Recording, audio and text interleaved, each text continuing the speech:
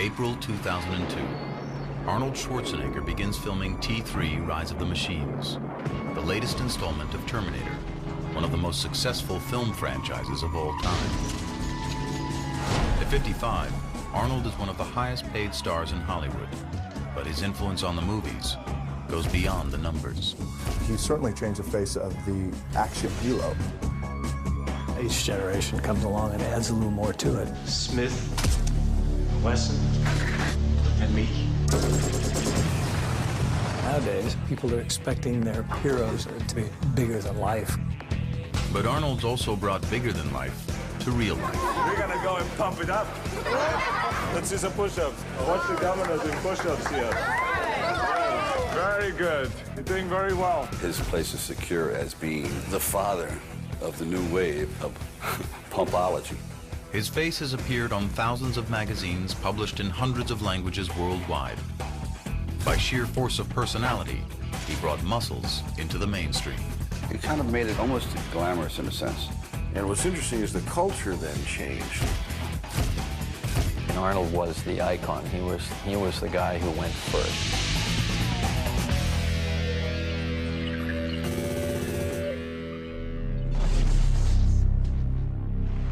With the enormity of his fame and fortune, it's easy to forget that it all started with an independent documentary film released in 1977 called Pumping Iron.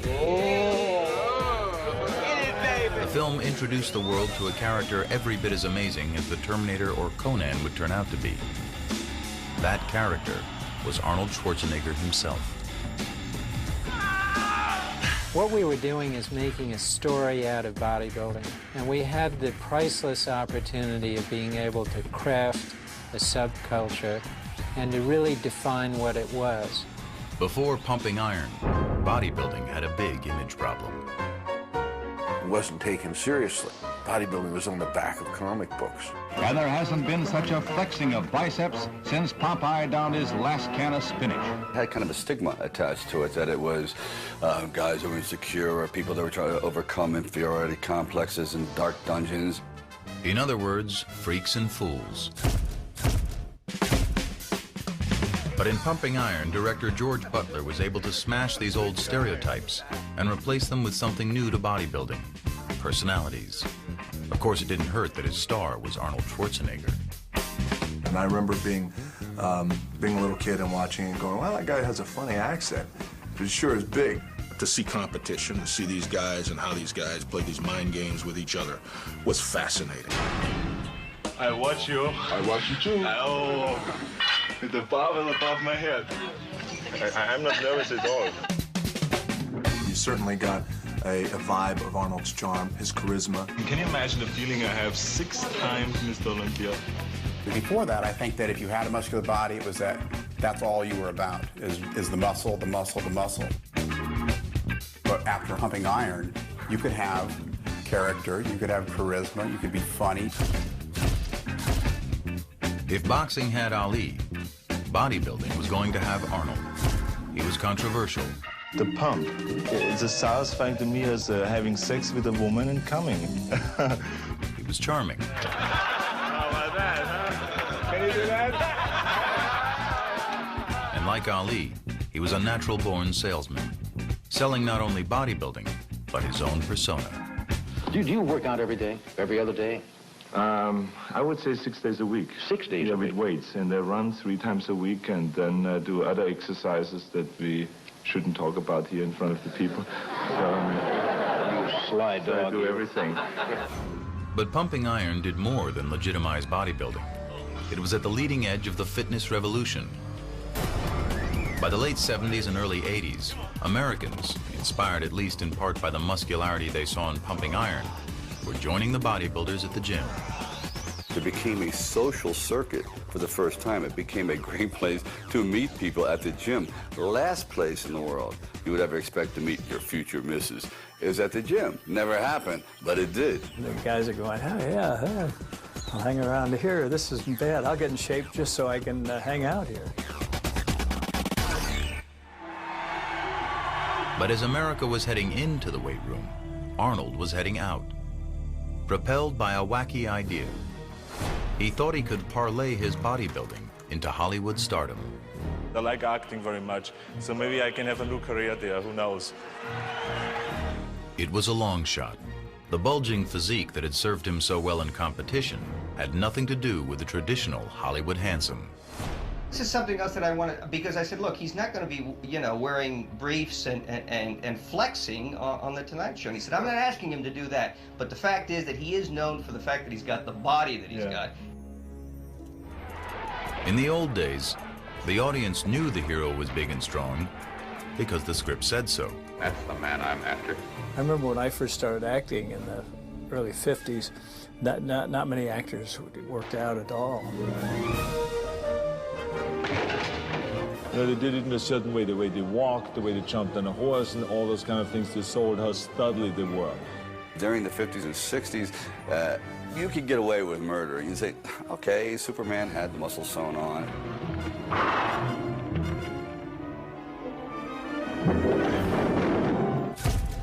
As Arnold was trying to figure out how to fit into the Hollywood mold, director John Milius was trying to figure out how he could bring the comic book Conan to life by casting a bodybuilder. For Arnold, the timing couldn't have been better. If we didn't have Arnold, we'd have to build him. Suddenly, Arnold found himself the star of a big-budget Hollywood movie. But now, the muscles weren't enough. There were acting lessons, riding lessons, swordplay lessons, and diction lessons. 3,333 1/3 the fine wine it grows on the vine. Sure, he would have doubts about whether he could do things, but he always would have the doubt of somebody climbing a mountain that's halfway up. How are we going to get there? Now, we're going to get there by climbing up.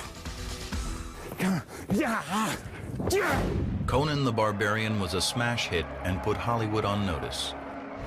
Though you didn't have to be built like a bodybuilding champion, it was definitely time to get in shape.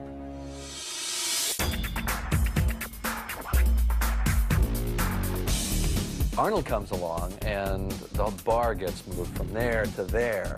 We, the movie makers, just try to find clothes, a costume to put on this extraordinary elemental creature, this giant. I'll be back. I mean, it really kind of set a standard that said, if you're going to try to come off as something on the screen, you know, you gotta have the goods, and it's not all about your stunt double. Shirts came off, and there it was. There was no hiding. There was no like holding the stomach in. It's a party.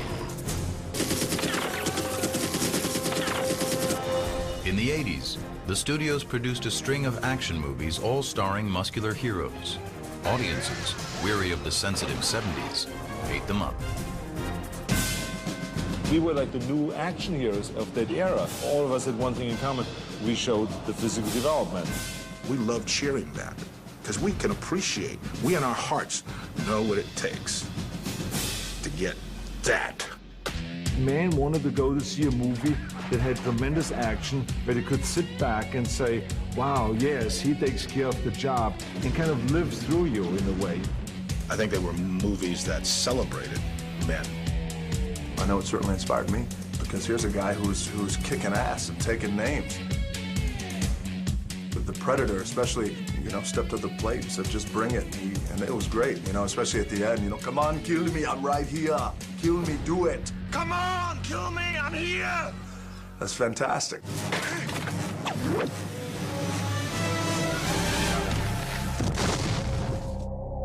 Now being strong and muscular was not only okay, it was celebrated.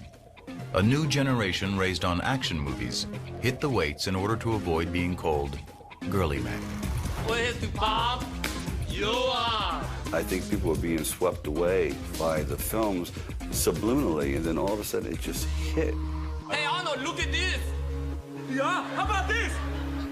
Oh, you guys make me sick. This is what you have to do, like this. Suddenly, it seemed everybody was in shape. From a few darkened gyms in the early 70s, an entire multi-billion-dollar industry erupted. Normal, everyday people were signing up in droves to tighten, tone, shape, and sculpt at fitness palaces filled with gleaming chrome muscle-making machines. Bodybuilding And physicality became kind of like a hip thing. It's okay to be proud of your body. And even people who didn't necessarily want to be as big as Arnold Schwarzenegger, who didn't have any aspirations of becoming Mr. Olympia, but just had aspirations after seeing him about getting in the gym and saying, you know what, I just want to get in shape. And it's not only men pumping up. In movies, muscular female stars are now in on the action. In the fashion world, magazine ads sell pecs and abs as much as they do underwear. Rock icons have gone rock hard, hiring trainers to turn them lean and mean. In sports, athletes who have been told for decades to avoid getting muscle-bound have learned better, because big means strong, and strong is good. So boxers are now trained by bodybuilders, as are athletes in tennis, basketball, even golf. Professional Olympic teams hire strength coaches to build brawn, but it's not only athletes. Remember when the elderly thought lifting anything heavy would cause a heart attack? No more. Study after study shows that strength training can improve cardiovascular fitness, strengthen bones, increase flexibility and balance, even fight diabetes, arthritis, and depression. Millions of people are involved in exercise programs that involve strength training, aerobic exercise, high-protein diets are the craze. Arnold was doing that back in the 70s and the 60s. Bodybuilding, once a subculture of maniacs, is now so much a part of our culture, it's hard to even remember when we thought lifting weights was weird. He made it very, socially acceptable. And, pumping iron certainly was the pivotal moment in the history of that. I had no idea that it would catch on the way it did, so that was a total surprise. I wish I could say, I knew all along, but that's not really what really happened. I still look back today when I talk about it like right now and reflect. I say to myself, how did it happen? I mean, how could that become a reality? Coming up next, the film that launched the movie career of Arnold Schwarzenegger and helped jumpstart the fitness revolution. Pumping Iron. And stay tuned after the movie for an exclusive behind-the-scenes look at the making of Pumping Iron, including never-before-seen outtakes from the film and current interviews with the cast and crew. About the time when I first saw it, I was like mortified, saying, oh my God. He is absolutely acute at being able to figure out an individual's absolute weakness and then put a sword through it. Maybe I went a little overboard. And now the documentary that started it all, remixed and remastered, Pumping Iron.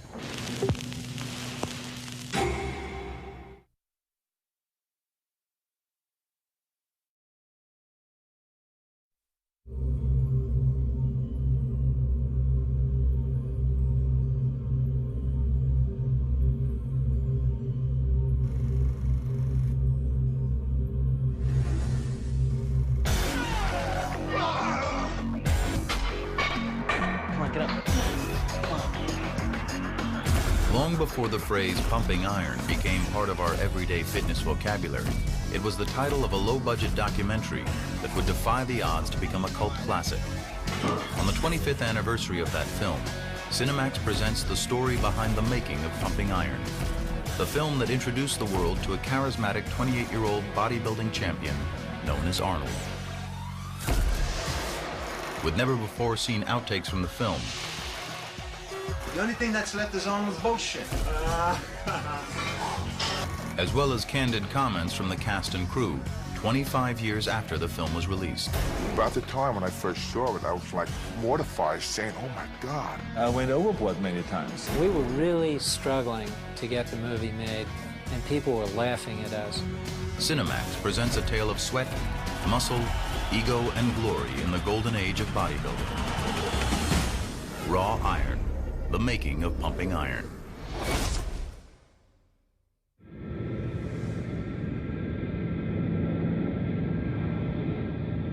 February, Columbus, Ohio. Arnold Schwarzenegger is in town for the Arnold Classic, the annual bodybuilding competition he's produced since 1976. Along with Mr. Olympia, it's the premier contest in the sport.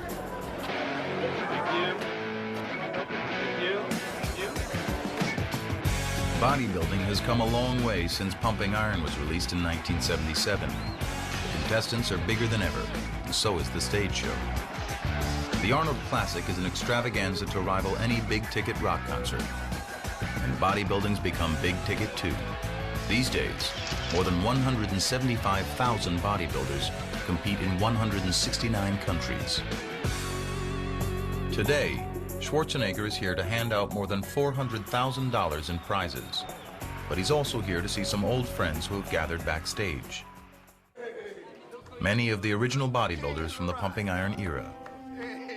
Bill Grant, Ed Corney, Mike Katz, Franco Columbu, and Lou Ferrigno. Hey, how are you? Good to see you. Terrific. There was camaraderie. We helped each other. We trained each other. We were a part of a family. Where's your son? Where's Michael? Right there. Michael, come over here. Good. Michael. How's it going? Okay, good to see you. 25 years ago, we saw in Pumping Iron, we saw the little Michael. He was 3 years old. And then he made you pose. Remember, he made you hit shots. Ooh, it's hard. Feel this muscle, how hard that is. Just everyone is so huge. What's going on here? I'm the... Still got it. 25 Can you years believe later. that? Pumping Iron. It changed my whole life. Are you going to give him all the wrong advice? It's not that hard for me to give him the wrong advices. No, only the right advice. It was so much fun and enthusiasm. Great. Oh. It was incredible. Let me tell you, she said, now she's his mother talking about my mother. He's talking about pumping up. He's talking about pumping up. He's talking about psyching me out. You couldn't shut me up then. You can't shut me up now. It's always the same. Nothing has changed. Whenever I think back on the Pumping Iron days in the 1975 when we did this movie, I definitely miss it.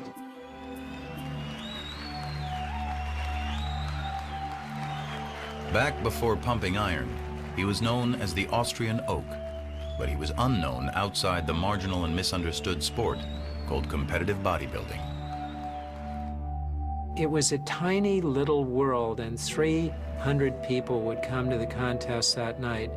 They would go crazy over Arnold Schwarzenegger, so he was king of 300 people.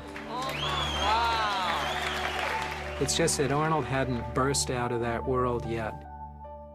Photographer George Butler and writer Charles Gaines were fascinated with the bodybuilding subculture and collaborated on a book they called Pumping Iron, which featured the young Austrian bodybuilder.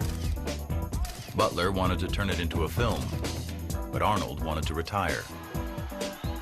Since moving to America in 1968, he'd won the sport's top prize, Mr. Olympia, an unprecedented 5 times, and he'd had enough.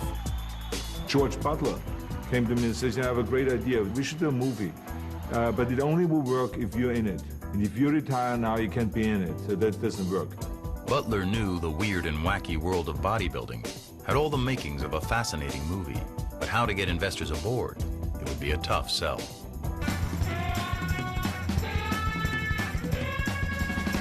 It was, after all, the 70s, the height of the counterculture revolution. The last thing on anyone's mind was muscle men.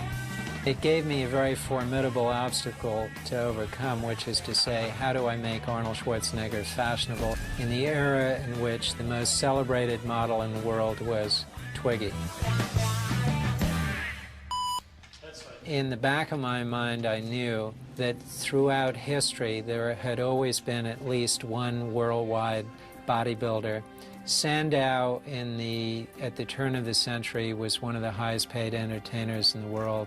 Charles Atlas in the 20s and 30s. Steve Reeves in the 50s made a fortune in the movies. After convincing Arnold to compete for one more Mr. Olympia title, first-time director Butler jumped headfirst into filmmaking. Take it. You got the 8? 8. That's late. Just talk to these two guys here. The concept was simple. Shoot the intense training leading up to the Mr. Olympia, then shoot the competition itself. Just let the story unfold in front of the camera. He started by shooting a test film for investors. In this never-before-seen footage, the first frames ever shot for Pumping Iron, Arnold pumps up backstage for a posing exhibition.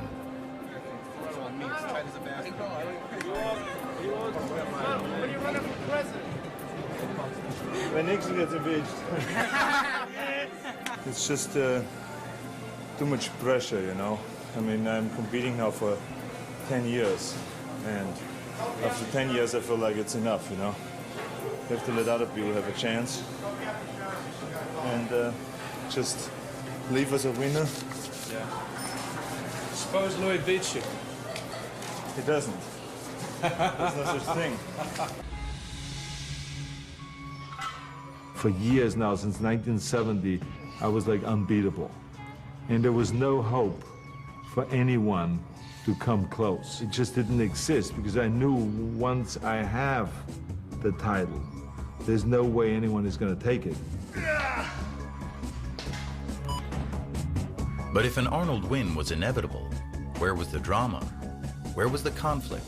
Every movie hero has to show his stuff by pushing up against an obstacle. Butler had to find it.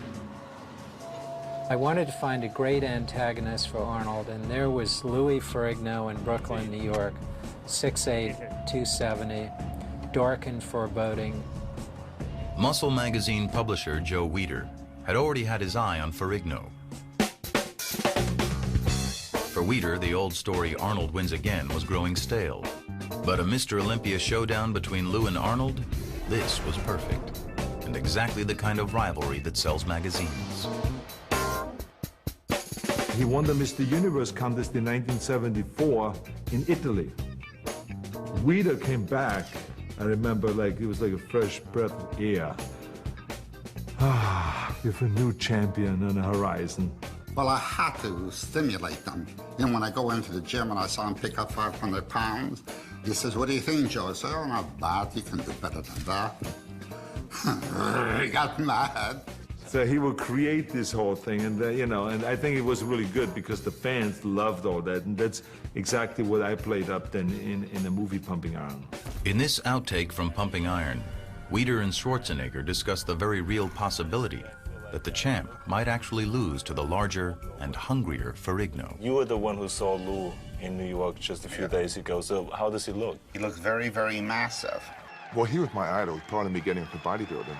Of course, when you have an idol like Arnold, you want to beat your idol to be the best. Wait till they see these dogs in Africa. Terrific. Big enough to wait. Butler had his antagonist. Since 1969, nobody has beaten me, so why should he come around now all of a sudden and break my record? I don't know, he's training real hard. He's Well, heavy you will and see. He's massive, and he's built almost like you. No. What happens if you are defeated? To enhance the drama, the filmmakers had to pump up the conflict. This is for the big baby, Louis. This is where documentary filmmaking is so effective, because you can do something with real people that a novelist just couldn't imagine. You create dialogue and hostility towards one another in order to make the movie more interesting. If it is just a sport, that you can see for 10 minutes and then you have seen it all. But if you see the personalities and you can follow them. A showdown was set. The Golden King versus the Dark Prince. Well, I was a bit of an outsider at that time in that world because I was the only one back training in Brooklyn. Brooklyn versus Venice, California, a bizarre beach town, a refuge for artists and hippies, weirdos and wackos. In its own strange way, bodybuilding fit right in. If the sport had an epicenter, it was a legendary Gold's Gym. which is where the filmmakers began shooting. Come on, Franco. What is this bullshit? Yeah. No, side chest, not front chest, Franco, side. Yeah, these things change a little bit when we go to the side. Hey, look, Franco, what you have to do is when I say side chest, then hit the side chest and then it come out. And if you don't have it, don't hit it. No, don't hit it. Don't hit it. We had camaraderie that was incredible. We'd train together. We'd go to the Gold's Gym at 10 o'clock in the morning. That's where everybody would meet. And I mean, the energy that came out of that little gym, it was only about 5,000 square feet. It could probably light up the city of Los Angeles. It's the mecca of bodybuilding. When I got out of here, there was only this little bitty gym sitting out here close to the beach. I mean, it wasn't much bigger than YMCA where I'm from. It was like a house. And it was only basic weights. That's the only place we knew. That was home to us. The public at that point didn't accept what we were doing. They didn't understand what we were doing. That was one of the joys of doing Pumping Iron, that people could really see that we just weren't big, huge people with muscles.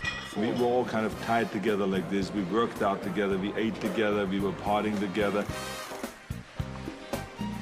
Rent was cheap. By day, they trained at Gold's or on nearby Muscle Beach, and at night, they let off steam, often at Arnold's bachelor pad in Santa Monica. The main man is here, guys. The cameras never stopped rolling. Mr. Universe 1975. Cheers to the Mr. World, Robbie Robinson. Hey, wait a minute, let him hit a double shot, a double bicep shot for this lady here. Hit it quickly, hit a double bicep shot. Come on now, hit 3 shots. All right, all right.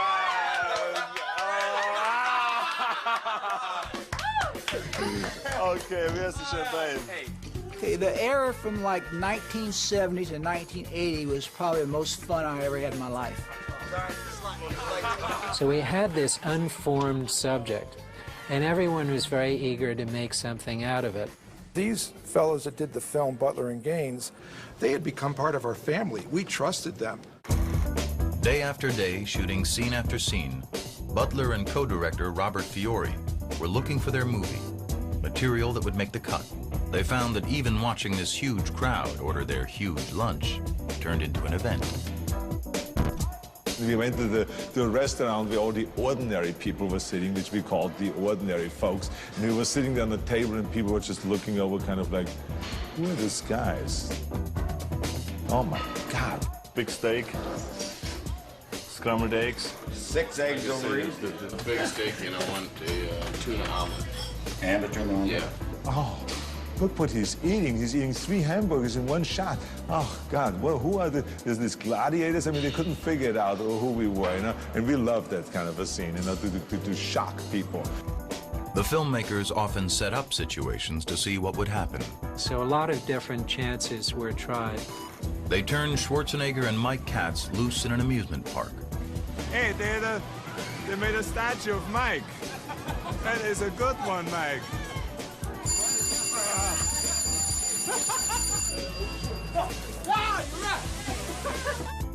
They filmed Arnold with his acupuncturist. What does it mean? We're stimulating a muscle. Okay, good night. Watched him get a haircut. Ask Arnold what set of clothing he competes. What kind of clothing do you wear in competition? Little tiny posing trunks. Do you have to talk at all?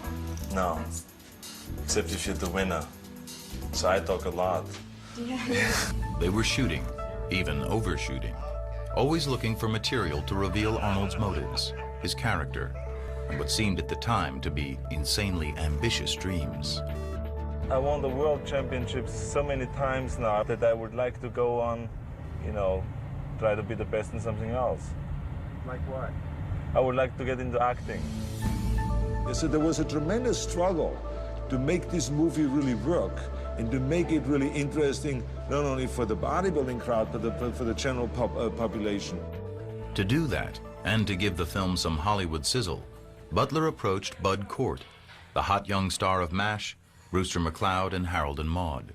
I've never seen so many huge people in my life. That's why I joined a gym. I want to get my blood moving, you know? Yeah. All I do is drive and scream at my agent, you know? So I figured I'd, you know, get my blood moving. The idea was to send Bud to muscle masterclass with Arnold. Am I supposed to breathe before I stand up, during, or after? I know this thing. I hate it. Oh, I crack my neck. And when do I breathe in? Breathe out when? When do I breathe? In, out, right. He was very funny, and he happened to love bodybuilding. Just start thinking about that it's a beautiful exercise and that it makes your legs grow. And Yeah, maybe I you do change. all that psychological shit, but it doesn't work with me. It- No, I it get will- pain in my Listen. leg. But after screening all his footage, Bud felt his scenes were too distracting from the main storyline. I think this whole thing is fucked. I think so too. I gotta tell you. Bud pulled out, asking the filmmakers to put the rest of his salary back into the project so they could finish. And I always teased him. I said, one day I'm going to take all of this footage that we shot and put it back into the movie. Now finally people are going to see it. Let me show you another exercise. Okay. We did a scene up what we call the Muscle Rock, where we went up in the Malibu Canyons and up to the top of the mountain there where they had the best kind of lighting for taking photographs. So we brought the whole camera team up there.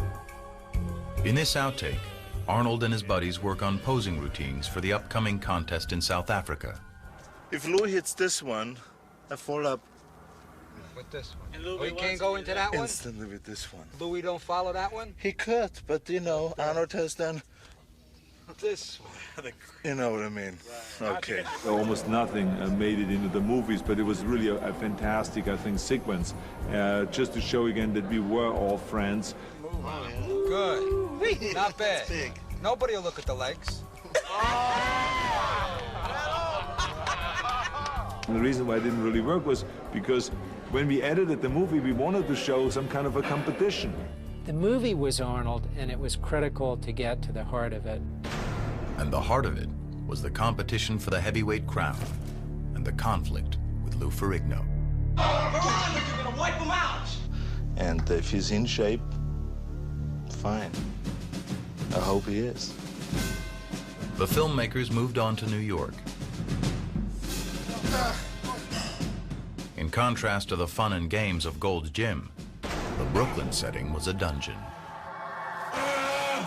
We filmed Louis in a dark sort of underground gym in Brooklyn, and then we'd immediately cut to Arnold Schwarzenegger. There were skylights overhead. Venice Beach was right outside the gym, palm trees swinging to and fro. And in contrast to the sunny optimism of Arnold and his friends, Lou was as serious as a heart attack. Come on! Here I am in New York wearing sweat clothes. I got everybody around me in the gym that 1/3 of my size, people not looking like bodybuilders. You could see this one scene I'm walking in and one guy doing a dumbbell curl. Yeah, we got 10 right here. And it's hard to stay motivated. The only way I can motivate myself is just keep screaming Arnold's name in the gym and just keep pumping that heavy iron. I was saying Arnold, Arnold. I really wanted to beat Arnold Schwarzenegger. Hey! That's it. In Ferrigno, Butler found not just an antagonist, but a character rich with vulnerabilities. Partially deaf and overshadowed by a domineering father, Lou had everything to lose. What Butler invented was Matty Ferrigno's actual involvement in his son's bodybuilding career. Push it, man! Come on, come on! See, my father never really was really involved in bodybuilding. And they asked him to be in the film. They thought it would be good to have father and son. In the movie, Matty Ferrigno is a stage father to the best of intentions. And Matty had a very clear idea of what Louis should be doing. It would just unroll in front of my eyes. When you step out there, boy, remember all those grueling nights and mornings in the gym. And this is it. This is the reward, and we want it. We kept putting in my head, this is your last chance. There's one scene you see me curling dumbbells. 100-pound dumbbell. Show them! Show them! Sing it out! Sing it out! Come on! Show them! I gotta do more! Afterwards, my father goes, boy, what a workout. Oh, boy, what a workout. That's nice. Because he was holding one of the dumbbells. He's the one who's tired. You remind me what you're gonna show them, and then you go, Boom, like you're saying, take a look at this hunk of man. Something like that, okay? You try now. And he did the best he could. The fact, because at the time I had a speech problem and everything, I was not able to conduct myself in interviews. He tried to be my voice. The unfolding relationship between father and son added an unexpected layer of tension and emotional richness to the film.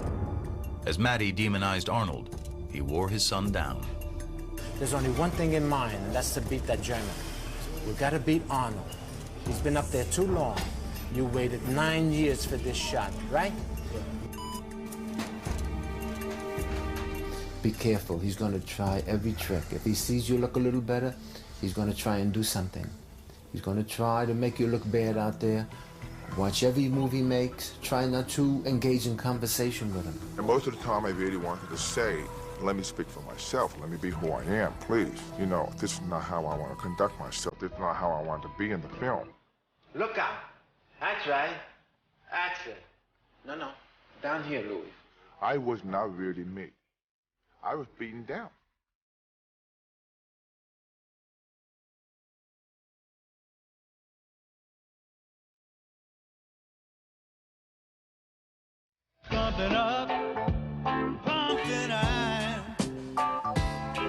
As Butler filmed and shaped his material, blending fact with fiction, the characters emerged as types, heightened versions of themselves. The self-invented, charismatic winner and the self-conscious, desperate underdog. Butler also honed his secondary characters, the bully, the family man, the master poser. Arnold's friend Franco Columbu was not so easily defined. So in 1975, the crew traveled to his tiny homeland in Sardinia to see what might happen. Not much did, except one of the more memorable moments of the film.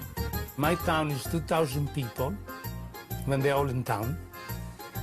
And of a sudden, the crew comes there to film my parents and little things I did in the town. And there was nothing to do in the town. I could only walk and lift a car. And that's what I did. I could think, I said, what could I do for the camera? Lift a car.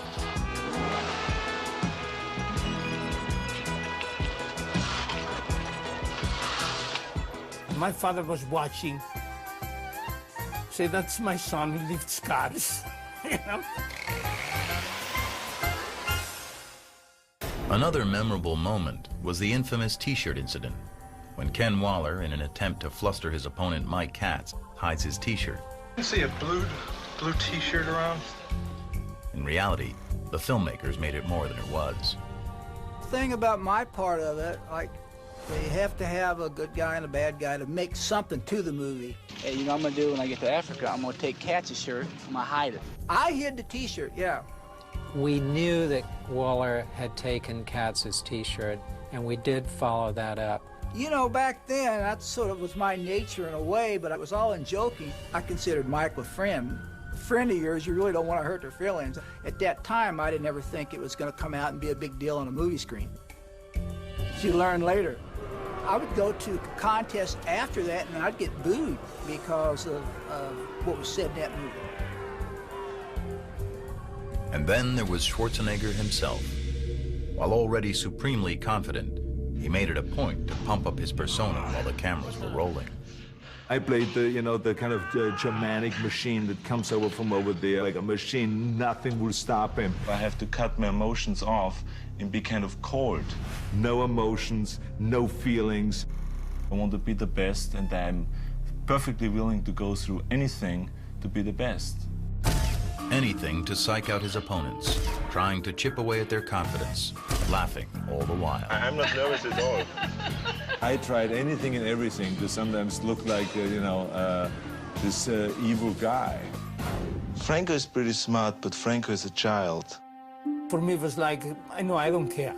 It was like, it doesn't matter what he says. When I'm on stage, I'm going to show that I'm the best. And I'm still convinced I was at least as good as Arnold on the stage that night of the Olympia, or maybe a little bit better. It doesn't matter if he wins or I win. To be honest with you, he was cocky. To be perfect. It's one of the hardest things to be, you know? He had a right to be. Of course you were competitive. Of course, when it came down to the pose-off, and when it came down to who brings the best body in on the day of the competition, yeah, I was the most competitive. But now, since I'm wiser and older, I've thought about many times if, like, you know, maybe I went a little overboard. But, you know, that's the way I did it then. That was my thinking process then, and, you know, you can't go back and change it. But sometimes I regret it. In an attempt to soften the edges around Arnold Schwarzenegger, Charles Gaines, the author of the Pumping Iron book, came around to draw Arnold out, get him to warm up emotionally, reveal vulnerability. It didn't work, and it never made the cut. Scared? Do you ever get scared? Sure, I get scared. Of what? What scares you? The unknown.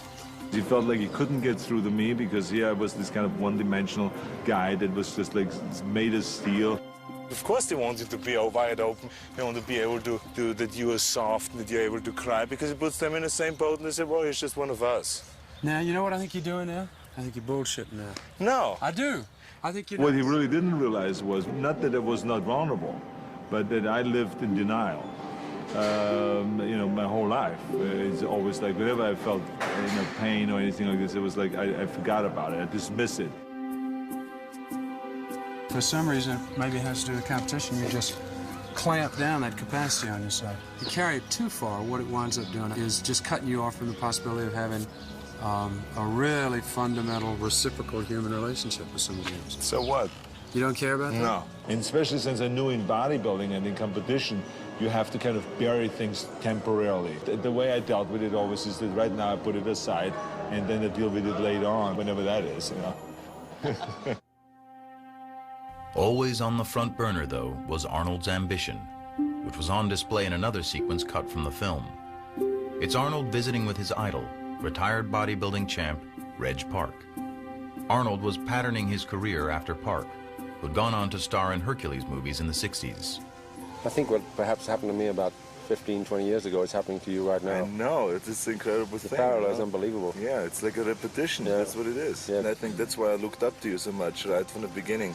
He was a kid wanting to emulate what I'd done, so it was a great compliment to me, and I took it in that sense. Yeah, I remember in particular this one dream, because I felt like I was dreaming for 8 hours, I mean the whole night. And it was just, it was like, you know, me being a king and staying on top of a mountain, and there was no room left for anybody else up there, okay, just for me. I mean, the whole thing was so much like, you know, a victory dream. The time had come. The Pumping Iron team had shot every scene they could to set up their characters at home. Now it was time to go where they were always headed, halfway around the world to the Mr. Olympia and Mr. Universe contest in Pretoria, South Africa. There'd be no more manipulated outcomes, no setting up scenes. The film crew would now be observers, not participants anymore. The competition was the real thing, and everyone would be playing to win. It was tremendous adventure in those days. You want to go to Africa to make a movie about Arnold Schwarzenegger competing in the first multiracial contest in South Africa, then let's go to South Africa and do it. I mean, we were doing this by the seat of our pants. A revolution in technology, much like today's digital camera revolution, allowed the crew to shoot with more mobile, handheld 16mm film cameras. With unprecedented access to the bodybuilders, the filmmakers set out to uncover the drama that was taking place behind the scenes. I think that the wonderful part about the film is that we didn't really feel, because of our comfort and trust in the people that did the film, that the cameras were even rolling. So I think you got that real honest, down-to-earth kind of emotions and feelings. Roger Walker, Australia. There's a moment in the film in which you can almost see me on stage taking the shoulders of Joan Churchill, the camera woman, and just turning the camera like this onto Mike Katz at the moment he lost. And then we just followed him downstairs. You know, as I look back on that, and I've seen it many times, I think most of us, many of us, will draw into ourselves and into our families in times of need. And I think ultimately, I just went back and wanted to know how my son was doing. Here's a head slate. We're going in to see cats. And I could, you know, usually I could say, look what I got, Michael, you know, and I put it around his neck, or I give him the trophy for his room. And now I'm away from him for 10 days. And I come home with nothing. You know, I'll tell you, no matter what happens to me in the sport, I always got them. And that's something great to come home to. It was a way that I could try to gather myself together with such a disappointment. It was at that point, it was a very, very big disappointment in my life. So I kind of gathered my strength from my family, yeah. When the Mr. Universe part of the competition was over, Walter had won.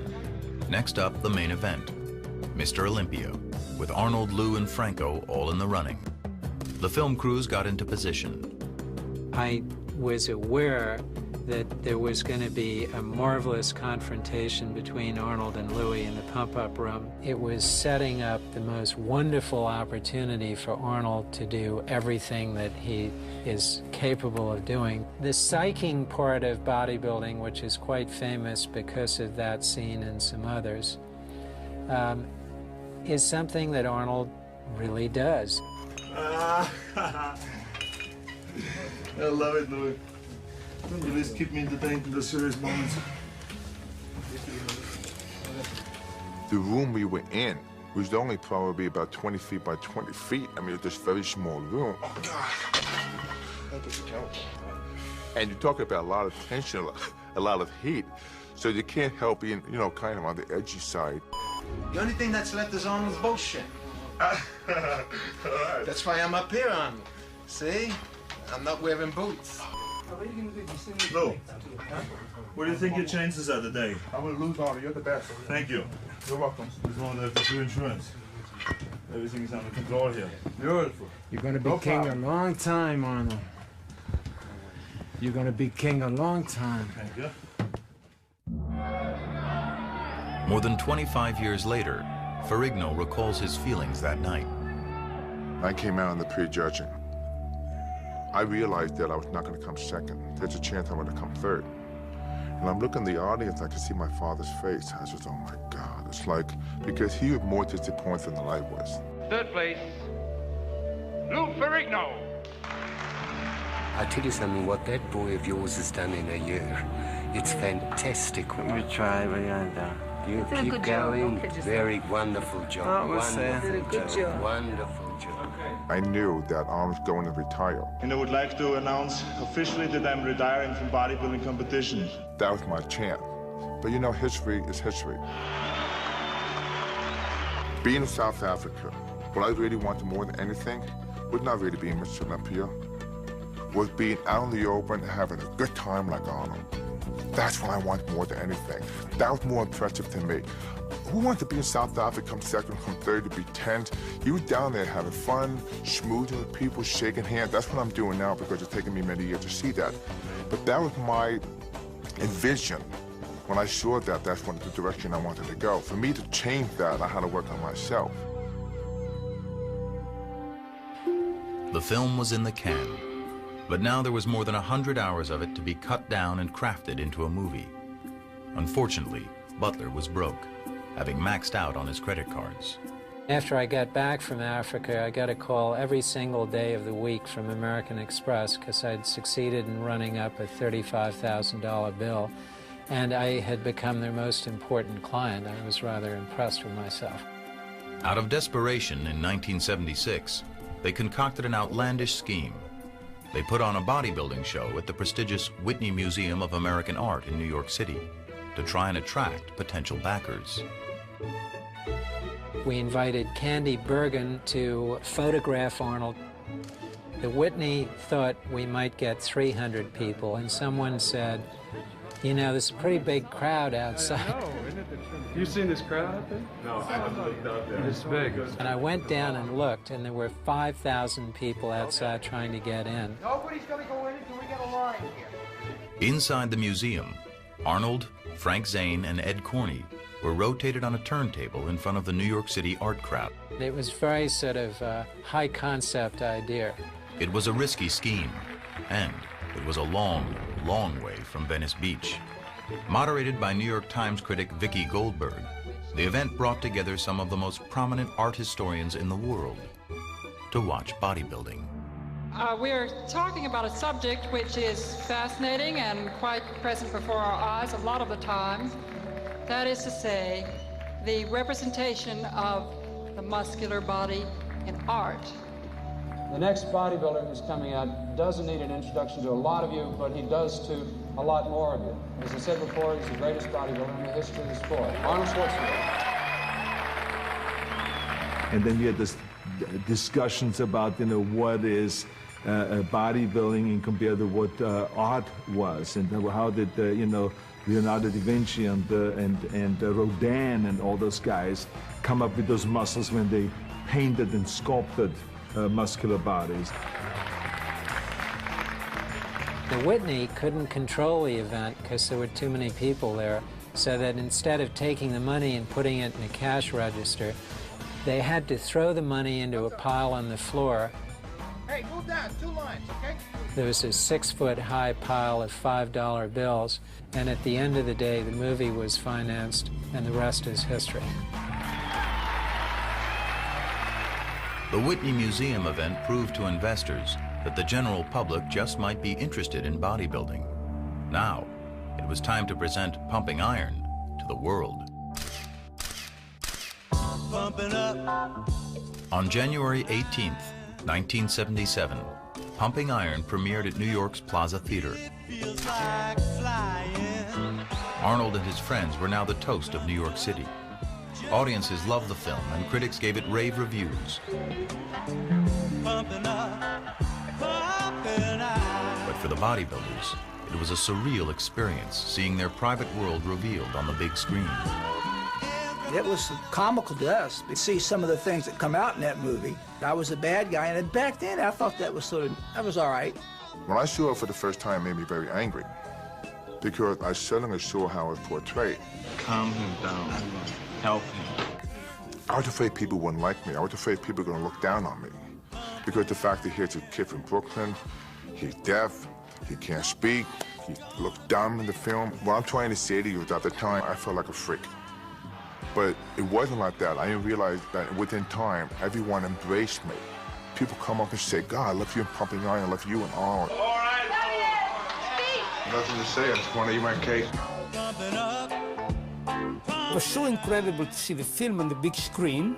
And at the end of the film, when we were sitting in the bus going back and Arnold was joking with Lou, it was almost like breathing out, saying, now we can relax. In a way, it was naive. You know, it was a wonderful opportunity to just hang out together, train together, and be really part of a family that continues to be close and friendly to this day. We all stuck together and had fun doing it. There was a certain kind of a unity there and a certain kind of a camaraderie that was unlike anything else. And that's why when you look at it today, there's nothing else like Pumping Iron. Here we are 25 years later celebrating it, so we must have done something right.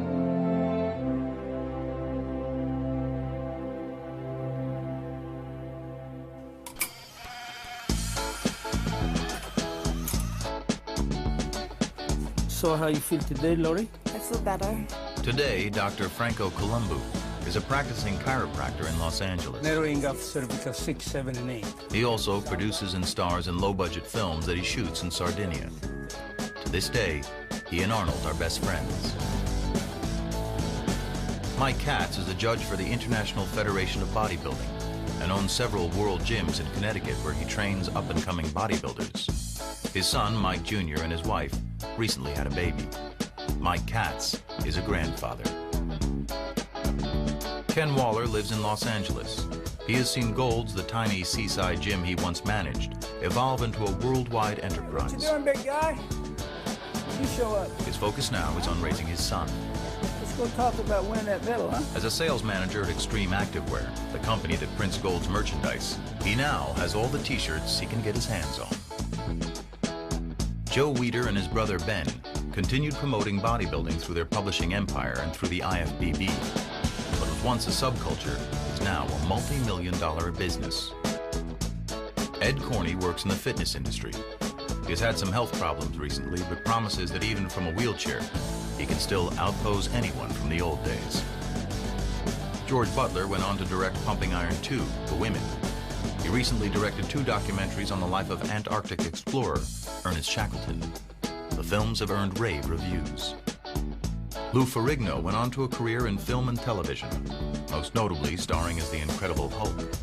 He's also a trainer to Hollywood stars and one of the most famous names in the health and fitness industry. I'm still waiting to eat my cake. Remember that line? Matty Ferrigno retired to Florida and says he's very proud of his son. As for Arnold Schwarzenegger, he went on to make a few bucks in the movie business.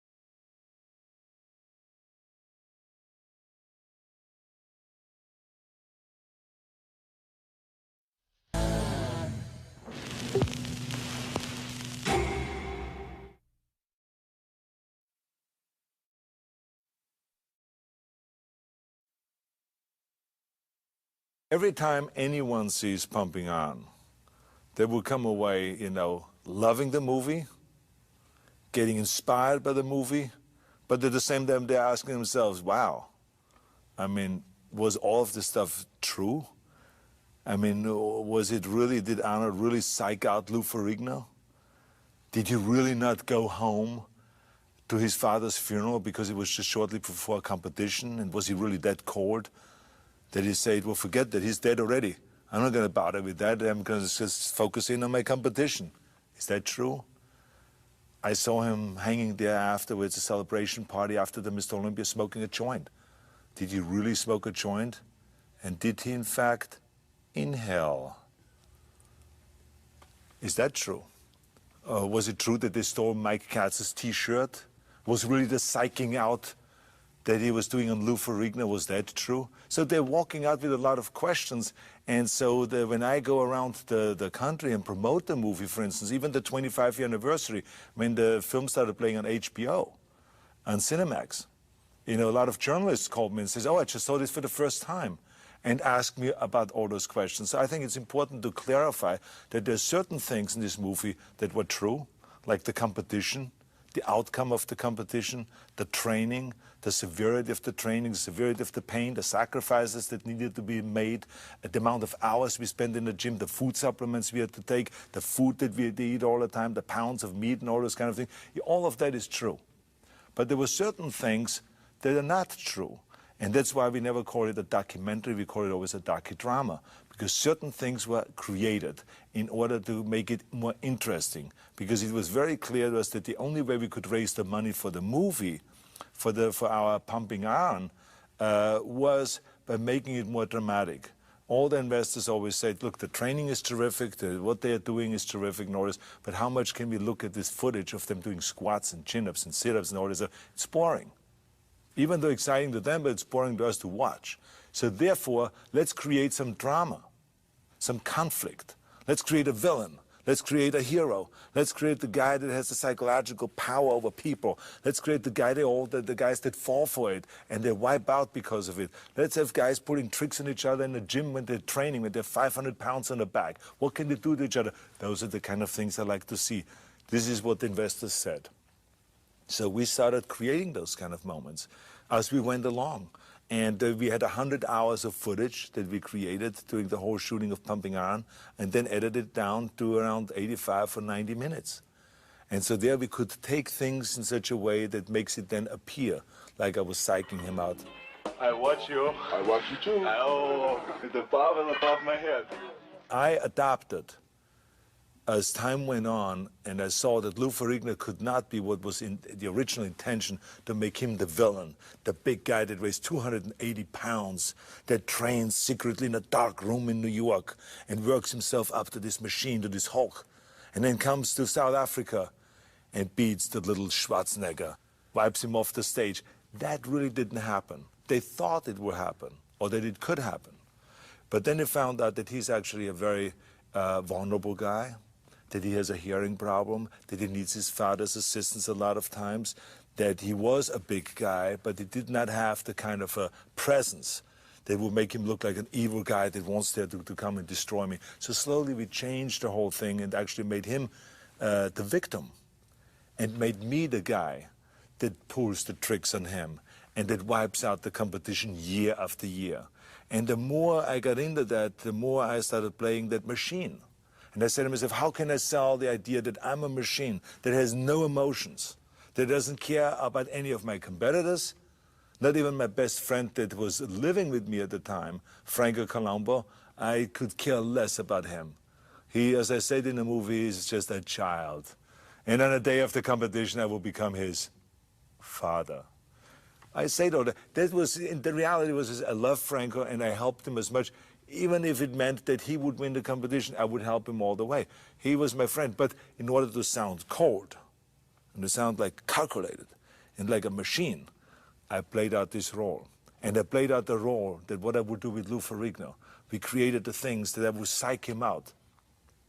I created a scene just before the prejudging where I sat down with his father, with his mother, and with Lou Ferrigno. We all sat down.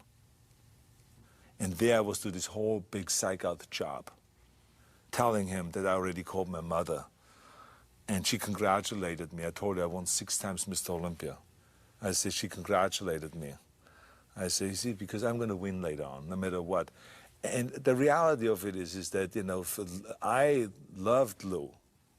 And there was no reason to do a psych-out job on him, because I felt 100% that I'm going to win the competition, because he was just not there at this level yet of competing. He was not ready yet to win the competition, so therefore there was no reason to psych him out. But we wanted to play it that he's really dangerous. He could wipe me out. He's huge. He's gigantic. And I have to now not only use the body, but I have to use the psychology. And I have to psych the father out, I have to psych the mother out, I have to psych Lou Ferrigno out, and I do this whole thing. And so throughout the movie we established that kind of a relationship. So there was another thing that we did in order to really make me be different than the other guys. If you want to be a champion, you cannot have any kind of an outside negative force coming in and affect you. So therefore I have to cut my emotions off and be kind of cold in a way. Then we wanted to sell the idea of how cold I am really, and how I have no emotions.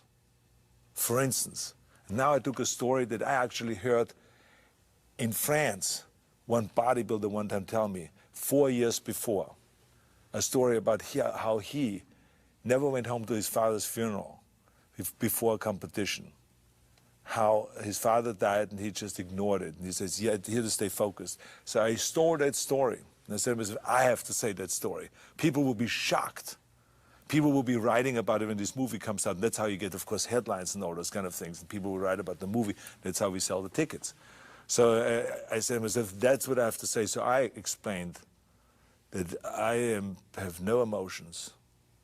If someone steals the car right out in front of my house, I would just laugh at it and buy myself a new car. You know, of course, afterwards I said it. I said to myself, I said, hey, if someone steals my car, I cry probably because this was my jewel. That was the reality. Then I continued on with the story. And I said, as a matter of fact, my father died one year, just before competition. And my mother called me and I said, are you going to come home to the funeral? And I said to her, why? He's dead already. So I acted really totally cold, and people, it really worked. People were shocked about this. Some of them were appalled by this. And so, of course, since then, I've been getting those questions. Is this true? Is this not true? I mean, did your father really happen? The reality of it is that it never happened. My father never died before any competition. He died 3 months after a competition in 1972, and I saw him just shortly before he died. And we had a fantastic relationship. So there was none of that, of not having any emotions, not caring of my father dying. So that's the reality. So I think people, now it is important for people to know what is the reality. There is an opposite example is, for instance, with smoking the joint. I smoked the marijuana in the movie, an ant. And a lot of people ask me, says, did you really smoke a marijuana in this movie, or was it just fake? I said, no, I really smoked it. And I also inhaled, unlike some people claim. You didn't see a blue T-shirt around? Waller had it? The other question that people always ask me, Mike Katz was looking for his T-shirt in the movie. Did, in fact, everyone play a trick on him and steal his T-shirt or hide his T-shirt to confuse him and therefore lose the competition? The reality of it is that he did look for the T-shirt at one point just because he's misplaced it, but no one was hiding it. But after we saw this footage, we went out and shot additional footage to create a scene where a bunch of bodybuilders get together, throw the football, have fun, and then Ken Waller says, you know what I'm going to do to Mike Katz? I'm going to hide his T-shirt. As a matter of fact, I'm going to hide his bathing suit. I'm going to hide everything. Hey, you know what I'm going to do when I get to Africa? I'm going to take Katz's shirt, I'm going to hide it. Mess his mind up a little bit. So that football scene was actually shot way after the competition was over. And we have had all the footage already, just in order to create this scene of the Mike Katz getting his T-shirt stolen by Ken Waller, and that he messed up his mind, so he loses the competition. Pain in your muscles and aching, that's what makes actually the muscle then grow. If you can't go through this pain barrier, forget it. One of the most common questions I also get is, you know, did we take steroids? Because now, of course, drugs is such a big issue in sports. And the answer is yes. It was just in the beginning stage because bodybuilders in those days just experimented with it, but it was not illegal. It was like, we talked about it very openly. I mean, anyone that was asked, he says, you take steroids? Yeah, I take 3 Dianabol a day. Or someone else would say, I would take this, and that. It was not an illegal thing. Now, after it became a big problem, then our federation said, okay, bodybuilders ought not to take steroids, and there will be testing done, surprise testing done. You could be called at any given time. And within 2 days, you have to do a test, so you can't get rid of the whole thing out of your system or anything like that. So that's what's going on right now. The bodybuilders are tested continuously. It's as satisfying to me as having sex with a woman and coming. People still ask me, for instance, you know, is it true? And they're still trying to find out. Is it in fact true that a pump is better than coming? Because that's what I said in the movie. And the reality, of course, is no, it has nothing to do with one and the other. It feels great to be a champion. It feels great to train. It feels great to pump up and all those things. But how can you compare one with the other? It's 2 different things. You better get both, the pump and the coming. But I mean, the reality is I made up a lot of this stuff because I felt like that's the way you get attention. You have to, I believe that the more sensationalistic that you are, and the more outrageous things that you say, the more you get quoted, the more you get in the papers, and the more the sport of bodybuilding will benefit, because the more stories we will get about the sport of bodybuilding. So that's what it really was all about. We couldn't have made this movie about Arnold Schwarzenegger, about my life or something like that, about my bodybuilding or my drive to win or all this stuff. That would have been boring and it wouldn't have done well. What made this movie successful is because we had so many bodybuilders in the movie that were very colorful. I mean, Lou Ferrigno had a specific part in this movie and it worked so well. People loved this character. Ed Corney, Franco Colombo, I mean, Ken Waller, Mike Katz, Serge Nubret. I mean, there were endless amount of guys that really brought the color and the dimensions to the film, and it made the relationships very interesting. Relationships that were, you know, shown in the movie. A lot of it was true, and some of it was created and made up. But the reality of it is the movie has a lot of real stuff in there. I mean, the real competition, real training, real agony, real defeat, all of those kind of things it has in there. One and only Arnold Schwarzenegger.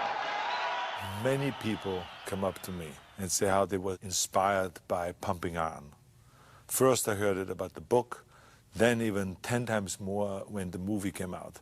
They were inspired to train, it changed their lives. They tell you the most unbelievable stories of what impact it had, how it created in them the will to succeed in life and to do something with themselves, if it is in bodybuilding or in other sports or in business. It is amazing the impact the movie had. So I hope that this movie, when people watch this DVD, has the same impact on them as it had on many hundreds of thousands or maybe millions of people around the world, which is they walk away and get inspired and jump into the weight room and lift the weights to find out if it's really true what I said. Is a pump better than coming? It's not, trust me.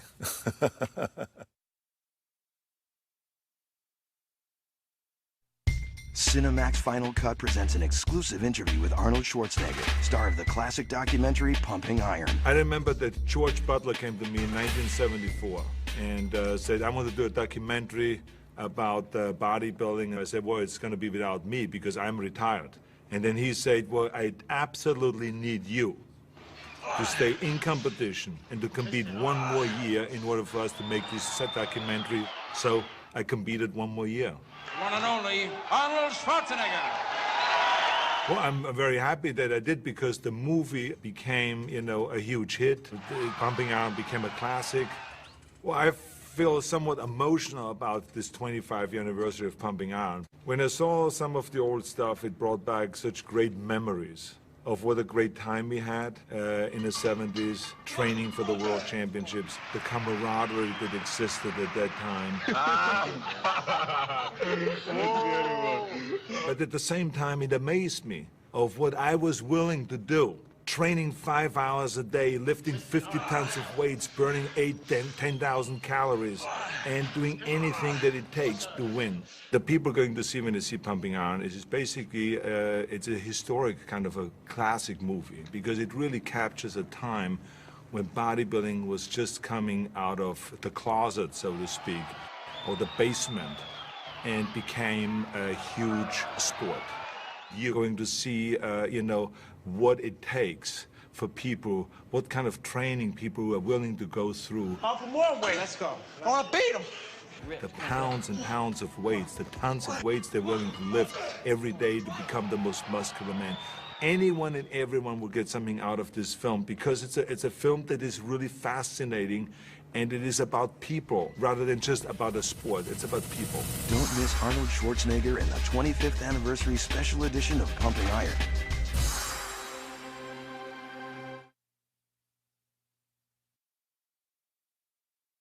Pumping Iron is back and celebrating its 25th anniversary. Cinemax caught up with Arnold Schwarzenegger and some other familiar faces at the premiere party honoring this classic documentary. Cinemax has offered to show the movie and celebrate with us all that special day, the day when the movie came out, the year when this whole revolution started taking place. I saw it in 1977, right when it came out. My brother took me to it. I met Arnold like 2 months later. So I have a special little spot in my heart for this film. It's astonishing that an independent film is getting this kind of reception. I don't think it's ever happened before. Cinemax was there to talk to the original cast. I think it's fantastic because 25 years ago I was here, posed at the night of the premiere. My favorite scene in the film has got to be me hanging off his arm. Yeah, that's right, just like that. There's an original idea, especially to see how bodybuilding makes people stay young. As you see the way I look 25 years later, I look even younger. We also spoke with some of bodybuilding's current title holders. I think bodybuilding has come a long way, just like everything else. When was the first time you saw Pumping Iron? I was 16 years old. I just joined the gym. I trained for 3 months. The gym owner gave me a tape. Here, you might want to watch it. The favorite part of the movie are my friends that are in it. It's like extraordinary. Each one of the guys has done such a great job after that and has at the same time promoted the sport. Don't miss Pumping Iron 25th Anniversary Special Edition.